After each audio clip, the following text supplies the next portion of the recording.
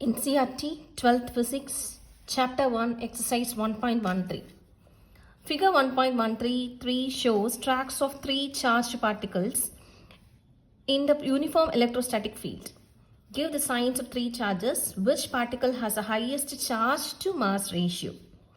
Okay, அதாவது ஒரு மூணு பார்ட்டிகல்ஸ் வந்து போயிட்டு சார்ஜ் பார்ட்டிகல்ஸ் 1 2 3 அதோட பார்த்து கொடுத்துருக்காங்க. ஓகே, இது எக்ஸ் ஆக்சிஸ் ஒய் ஆக்சிஸ் சும்மா கொடுத்துருக்காங்க. ஓகே, ஸோ இப்போ ஒரு பிளேட் மாதிரி கன்சிடர் பண்ணியிருக்கோம் அப்படின்னா இது positive side and it is negative side. So நமக்கு நல்லாவே தெரியும் பாசிட்டிவ் சைட் பாசிட்டிவ்ங்கிற போது இன்னொரு பாசிட்டிவ் வந்துச்சுன்னா அது என்ன ஆகும், ட்ரிப்பிள் ஆகும். ஸோ இது அட்ராக்ட் ஆகும், நெகட்டிவ்லி சார்ஜ் தான் அட்ராக்ட் ஆகும். ஸோ இந்த பார்த்த உடனே நம்ம என்ன சொல்லிடலாம், இந்த பாசிட்டிவ் சைடில் டுவர்ட்ஸ் போகக்கூடியது 1 and 2.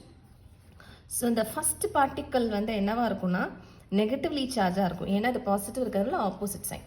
இதுவும் என்ன இருக்குன்னா நெகட்டிவ்லி சார்ஜாக இருக்கும். அண்ட் இங்கே நெகட்டிவ் சைட் இருக்கு.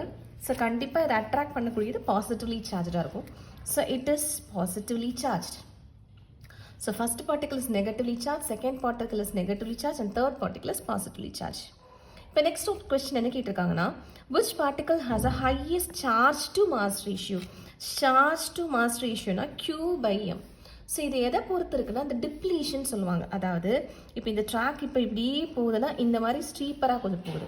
பட் இதுதான் என்ன ஆகுதுன்னா ரொம்ப டிப்ளீஷனாக இருக்குது. ரொம்ப இதை பார்க்கும்போது ஓரளவுக்கு ஸ்டெடியாக போயிட்டு அப்படியே போயிட்டு இருக்கு. பட் இதுதான் என்ன ஆகுதுன்னா சடன் ஒரு பிரேக்ஸாக கீழே வருது. ஸோ இதில் வந்து highest charge to mass ratio என்னவா இருக்கும்னா தேர்ட் பார்ட்டிக்கல் வந்து கண்டிப்பாக இருக்கும். ஸோ இதோட answer. So give the signs கேட்டிருக்காங்க. So negative positive and which is highest mass charge to mass ரேஷியோன்னு கேட்டால் it is a third particle. Thank you.